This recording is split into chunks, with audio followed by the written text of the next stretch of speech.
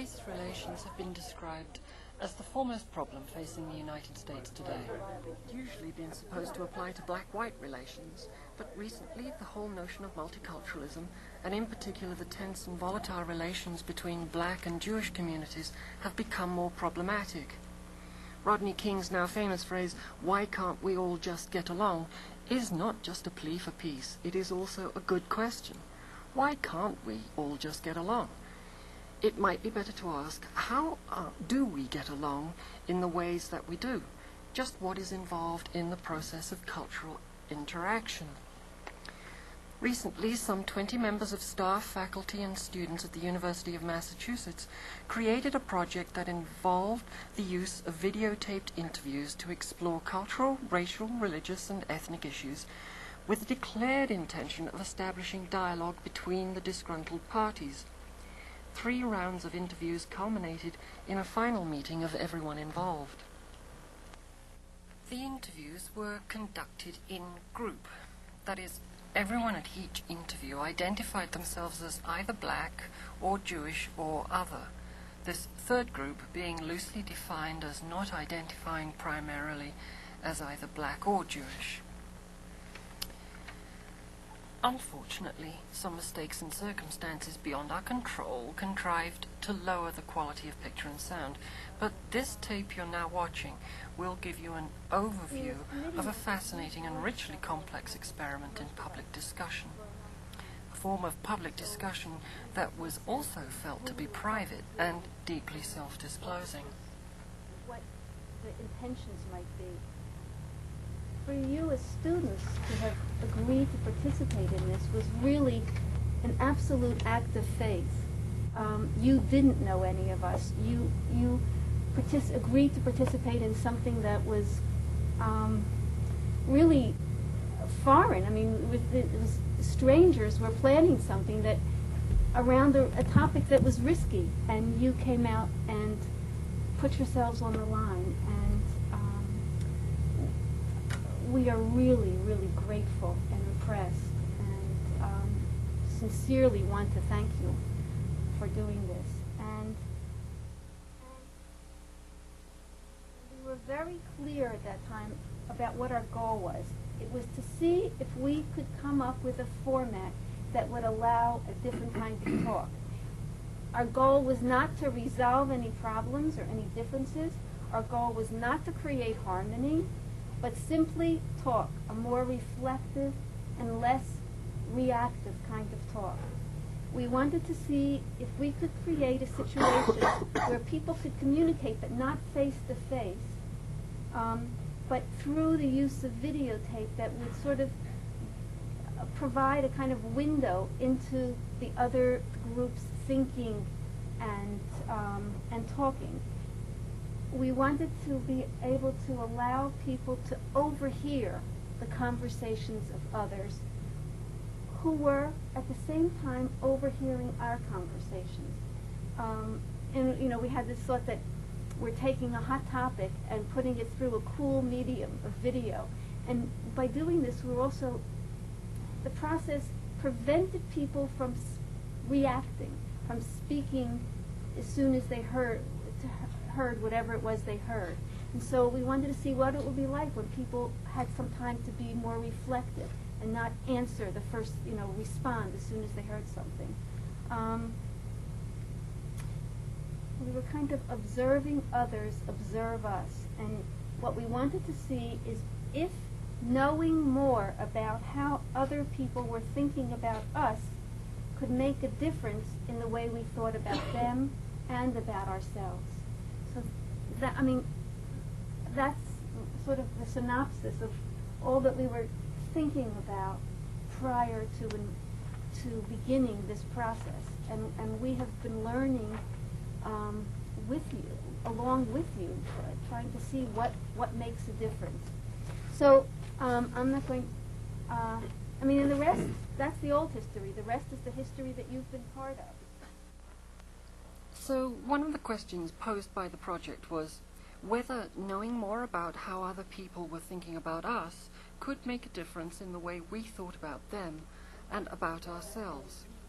So let's look at one example of this by tracking the ripple effect of a single comment through the rounds of talks. In the first round, a member of the others group said this. And just letting go of the past, because everybody was hurt and everybody had their own endeavors and their own problems. But if you just let go, then... In round 2, each group watched the 2 tapes of the other groups from round 1, and that comment brought this response from the black group.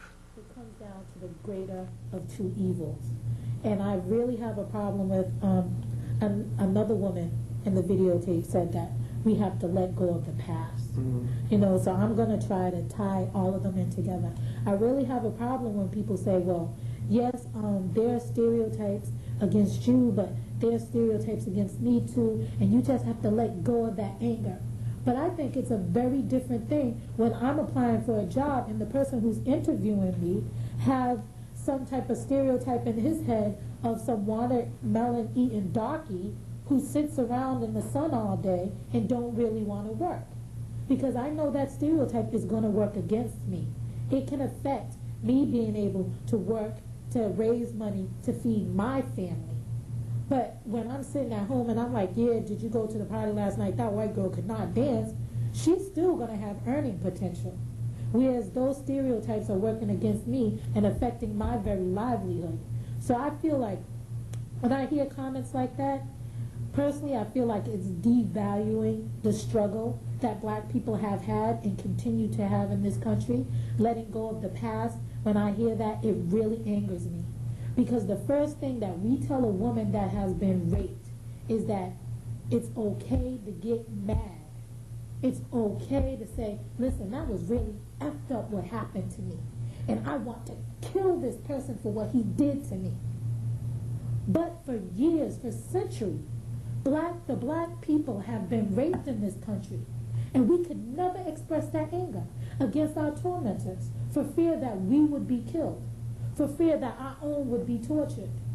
Then in the 60s, we earned the legal right to have as much. I mean, we literally had to go to the law just to have the basic livelihood, natural rights that white Americans have in this country that they are born with. So that astonishes me, that whenever I look at the law, that I have to pull a law just to get a right that someone gets that is just given to them. But getting back to the point that I'm originally trying to make is that in the 60s, we finally earned the right to say, okay. And it brought forth this comment from the Jewish group. I think it was Jen who made the comment about letting go of our past. No one's ever going to tell me to do that. I think it defines who I am, and it's kind of a cliche, but if you don't know where you come from, you really don't know where you're going. But I believe that. And maybe because, she's a German telling me to forget my past, that's why it struck me like that. Oh, she's not guilty, but, maybe her grandparents were, or, maybe not, but it's just something that I take offense to, someone telling me to let go of my past. Because even if I did, it's not going to make the situation any better. So the next question then is... So, by the third round, after the others group had seen the black and Jewish response to their first round tape, the circumstances had changed. She valued her history and stuff like that, and letting go of the past. Yeah, the idea of moving on, and the only thing that concerns me about that is it doesn't leave much room for change or reform when you say that you're not going to let go of your anger. I mean, it leaves me in a position of understanding, like, not being able to understand what it is that I can do then, because it's like, I'm in a position where I understand I can't have any anger. I can't have any anger, but I am in no position to be putting anger out on somebody else. Whereas I understand where they are coming from in being angry at the white population. But I'm saying, what is there for me to do if she's saying, is she saying that she shall remain angry forever? Or, that's something that's unclear to me. it seems to me you could support her anger.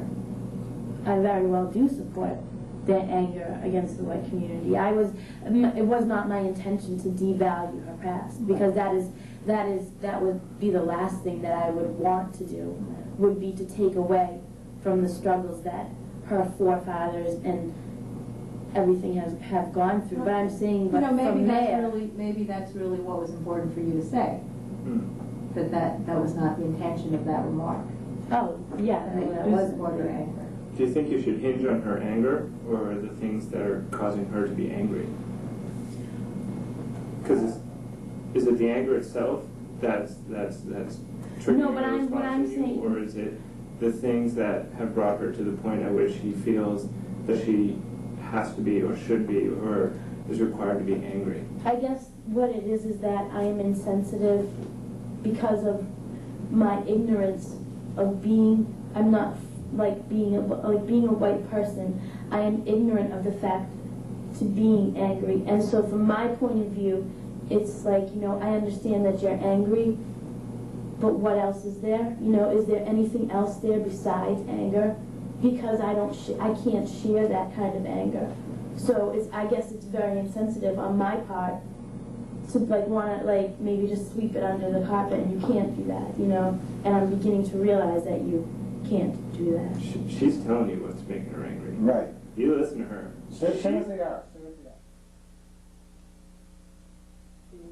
That I can do. I'm at the point where it's like, now I understand, I understand a lot more the problem, but it's like, I need help in understanding what it is that I can do.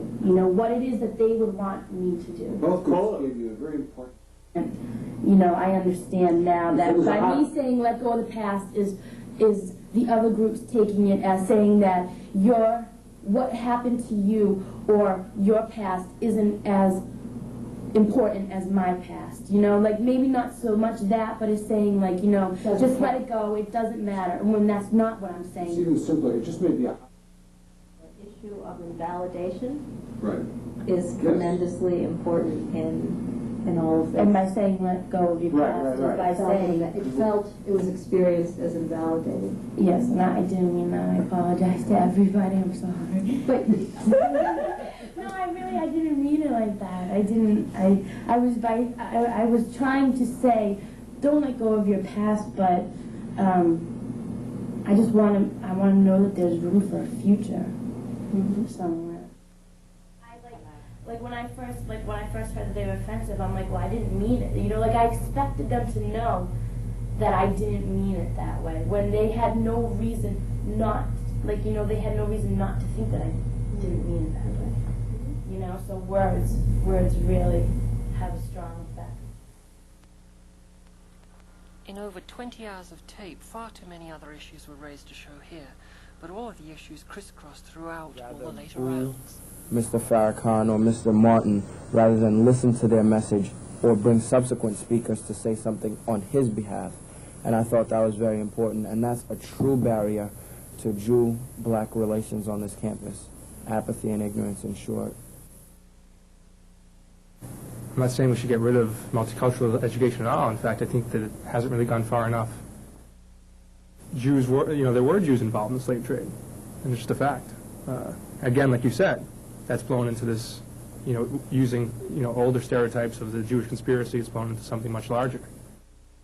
I'd really like to hear exactly why they bring the consistent pattern of speakers they've brought, and Our way of thinking, though.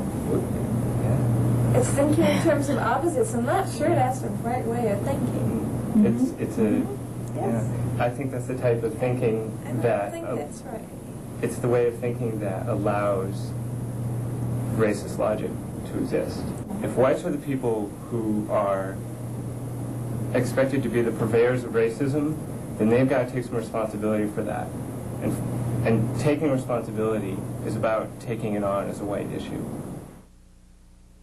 Whether it be the slave trade, or whether it be economic empowerment or enslavement, or some of the... It seems as if we're almost pitted against each other for just one prize. And that's a very real, I would say a very real basis for the resentment that exists. You know, if Jews and blacks on this campus spent less time complaining or pointing the finger and more time focusing on some of the real, you know, issues that affect us and that hold us down, then maybe, you know, we'll get something done. To the earlier question of whether how other people think about us can have an effect on the way we think about them and about ourselves, this series of in-group conversations then answered a very clear yes. Thinking about the other groups also brought to light many diverse views within each group, both about the other groups and about themselves.